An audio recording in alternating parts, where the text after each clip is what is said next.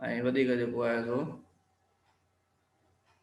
ठीकु आहे। कलोड़ा दौर हुकूमत, सिंध जो सोनेरी दौर, सिंध जो अवध ज़रीन दौर।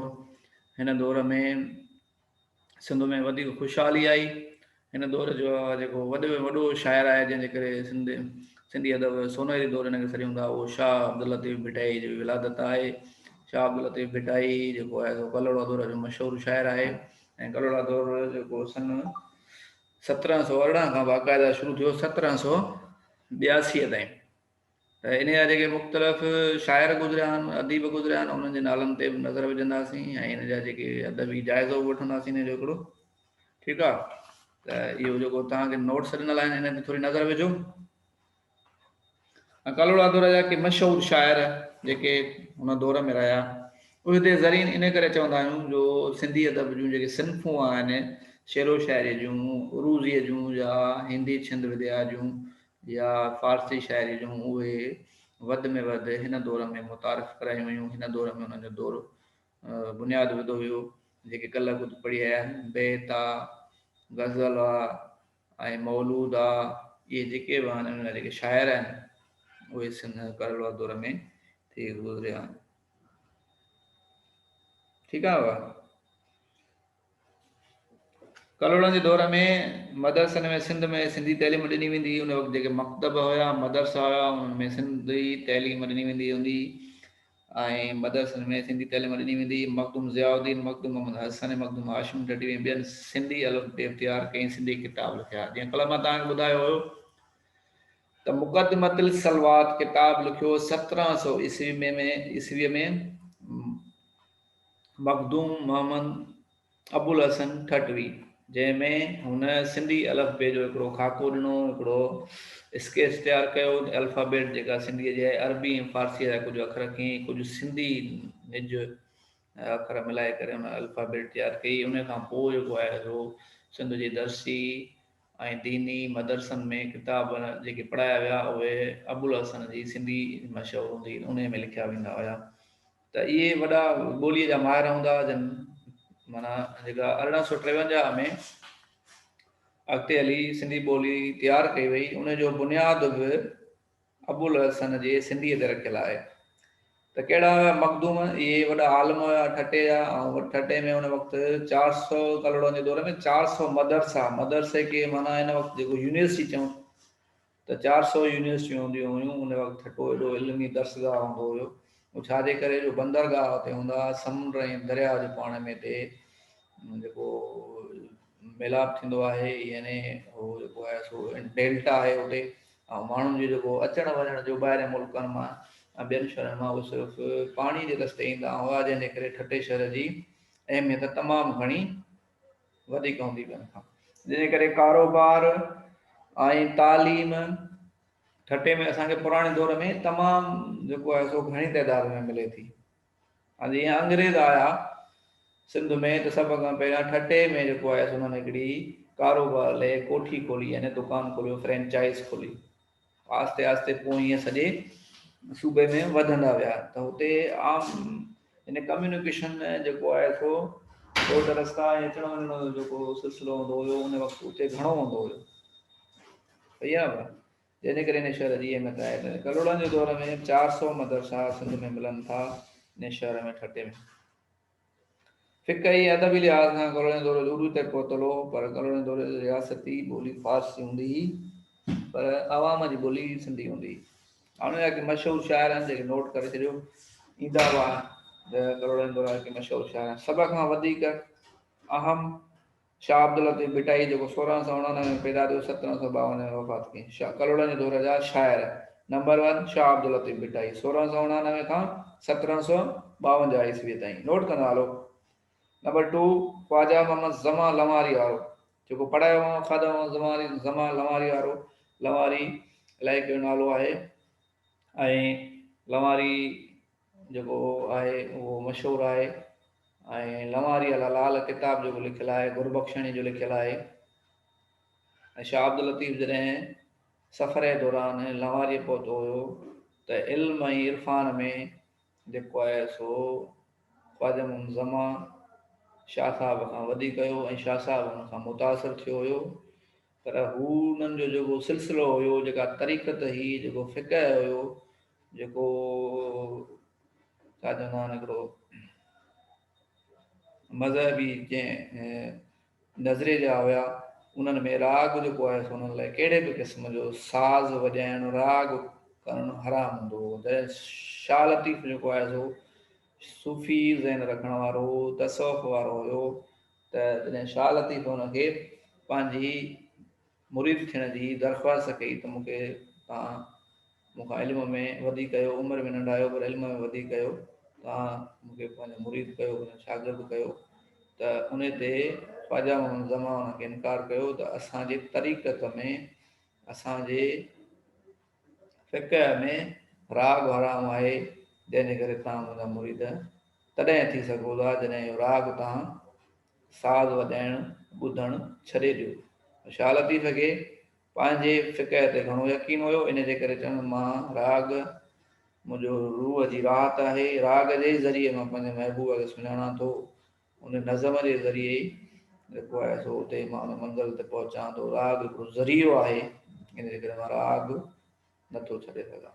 पर हिननि ॻाल्हियुनि में पाण में ठहिया कोन। पोइ हुननि जे शान में ख़्वाजा मोहम्मद ज़मा लमारी वारे जे शान में जेको आहे सो शाह लतीफ़ बेत चयो, मूं से ॾिठा मां जनी ॾिठो परीअं खे, छा मूं से ॾिठा मां जनी ॾिठो परीअं खे, तनी संधी काय करे न सघां ॻाल्हि अड़ी। माना मां अहिड़ा माण्हू ॾिठा जिन अलाह खे ॾिठो, जिन अलाह जी मर्ज़ी हासिल कई, जिन अलाह जे वेझो हुया,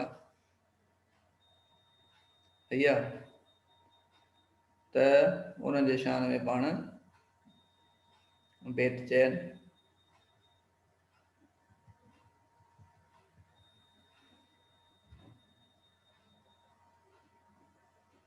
ठीकु आहे न भाउ?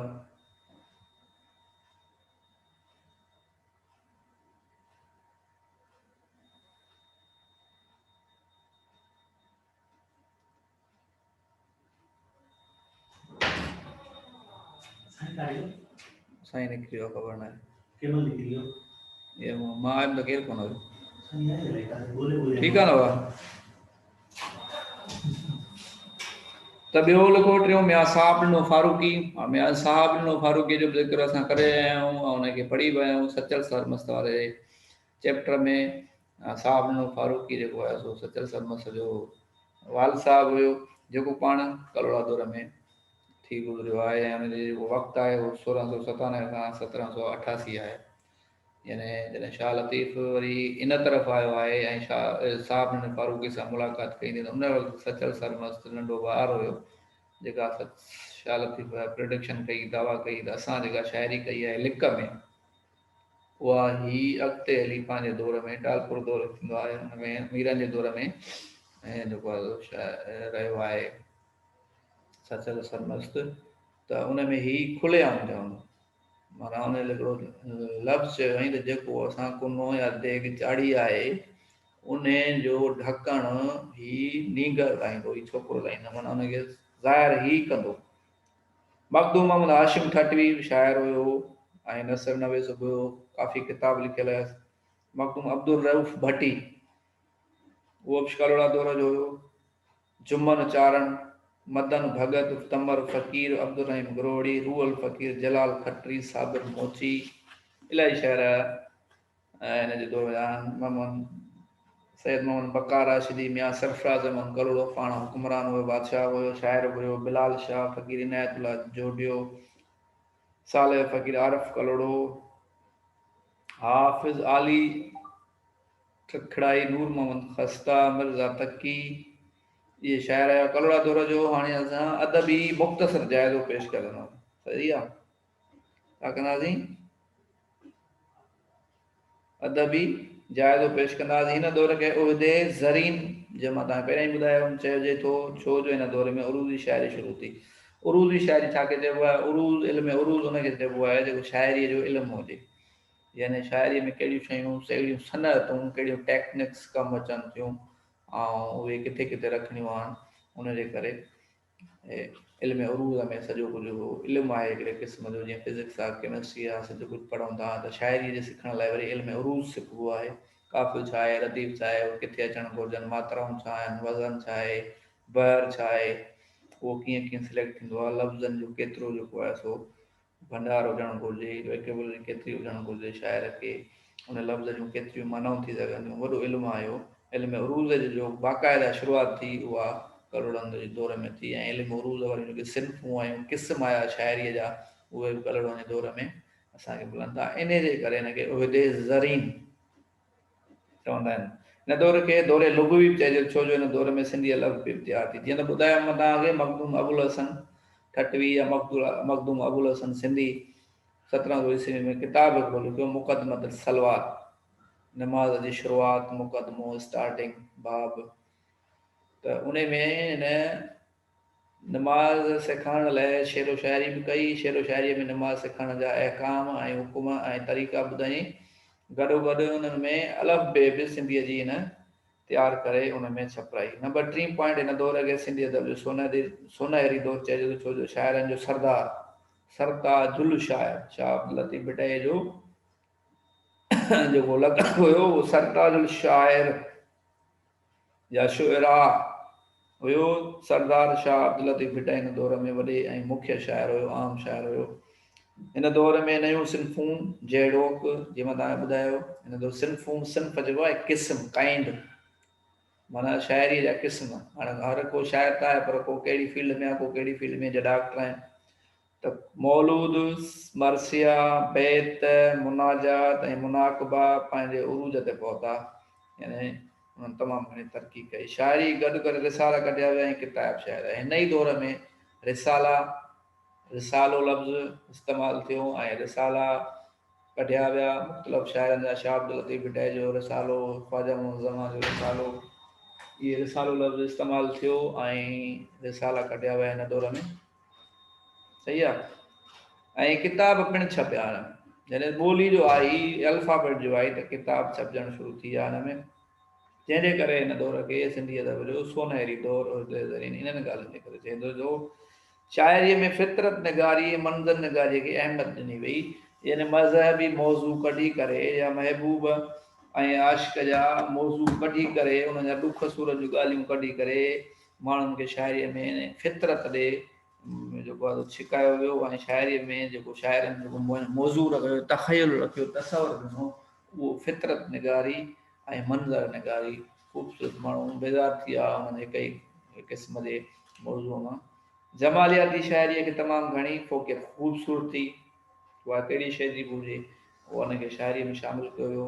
इस्लामी फ़लसफ़े सां गॾु हिंदू वेदानत खे बि शाइरीअ में जॻह, इस्लाम खे शाइरीअ जे ज़रिए घणो पखिड़ियो वियो, तबलीग कई, पर मज़हबी भाईचारे जे करे हिंदू बि रहंदा हुआ, त हिंदुनि जी वेदानियत, यानी हुननि जा जेके मज़हबी क़ाइदा क़ानून आहिनि, जा ॻाल्हियूं आहिनि, उहे बि शाइरी में असांखे मिलनि थियूं। हिन दौर में सिंधी लोक अदब तमामु घणी तरक़ी कई। सो लोक अदब माना जेके आम लोक माण्हू आहिनि, आम माण्हू आहिनि, ॻोठनि वारा, उन्हनि जेके शयूं शाइरीअ में कयूं, जीअं शेरा, लाॾा, बेतए हुआ, उहे गुजारतूं, ॾोर, गीच, इहे लोक अदब में अचनि था।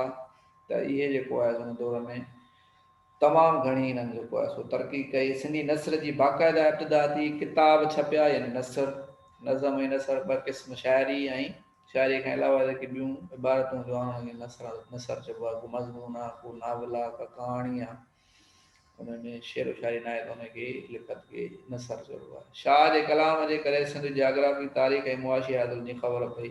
शाह साईं जेका पंहिंजी शाइरी कई त उन में जेके सिंध जी जाग्राफी जी ख़बर पई, ऐं मुआशी ऐं जाग्राफी तारीख़ुनि मां ख़बर पई, किसनि कहाणियुनि खे उजागर कयो वियो त ख़बर पई इहे सिंध सां आहे। हिन दौर में शाइरी तमामु घणी मक़बूलियत हासिलु कई। पढ़ियल शाइरनि सां गॾु केतिरा ई अणपढ़ियल शाइरनि बि जो बि ज़िक्र, के अहिड़ा माण्हू शाइर हुया जेके पढ़ियल लिखियल हुया, लिखणु पढ़णु ॼाणींदा हुया, पर के अहिड़ा ज़हीन बि हूंदा हुया जेके लिखणु पढ़णु न ॼाणींदा हुया, पर हुनजो ज़हन एॾो हूंदो हुओ, वेठे वेठे शेर ठाहे वेंदा हुया। ठीकु आहे। हीउ दीनी अदब जो उरूज जो दौरु आहे। जीअं त पाण कलोड़ा हुकुमरान फ़क़ीरीअ मां यानी पीरी मुर्शिदीअ मां धागे पीणे मां मुरीदनि जे ज़रिए हुकूमत में आया ऐं पाण शरई हिसाब सां ज़िंदगी गुज़ारींदा हुआ, शरीयत जा पोइलॻ हुया, पाबंद हुया। इन जे करे हिन दौर खे जेको आहे असां इस्लामी दौर बि चई सघूं था, दीनी। हिन दौर में शाइरी में करबला जे किस्से खे मुस्तक़िल जॻह मिली, यानी मरसिया चया विया, नुहा चया विया।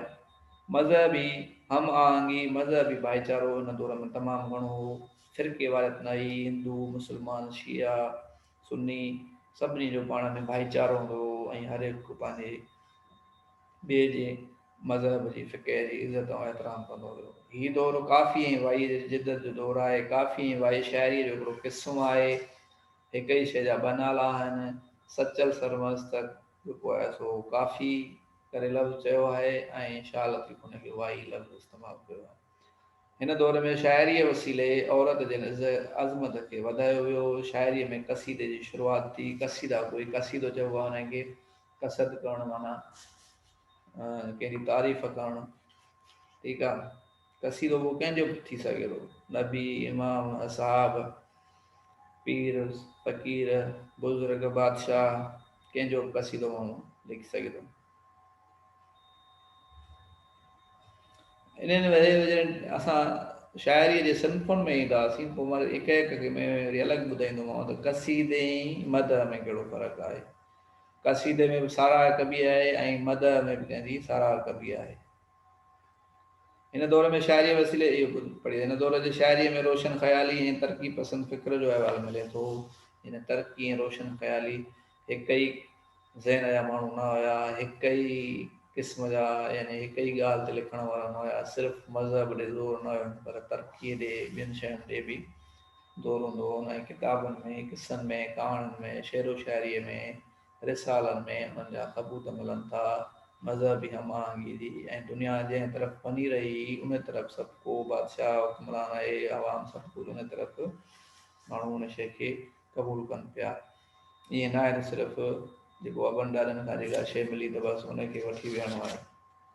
हिन दौर जे शाइरीअ में तंज़ ऐं मज़ाह जो अंसर मिले थो। जेके मां नाला शाइरनि जा पढ़ी आहिनि, हिन में ॿ टे नाला अहिड़ा हुया जी जलाल खटरिया या कमर फ़क़ीरा, मदन भगत जिन मज़ाह लिखी आहे। मज़ाह माना अहिड़ी शाइरी, अहिड़ो शेर, अहिड़ो नज़म जंहिंजे लिखण सां जेको आहे सो पढ़ण वारे खे खिल ऐं ख़ुशी मिले, मज़ाह मिले।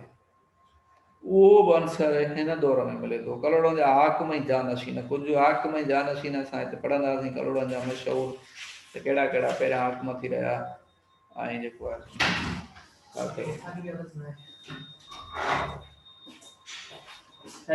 सही आहे।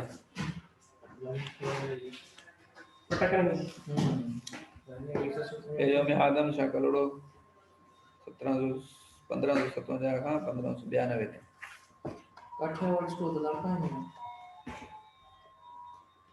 हिन जो वॾो हुते आहे कराची में।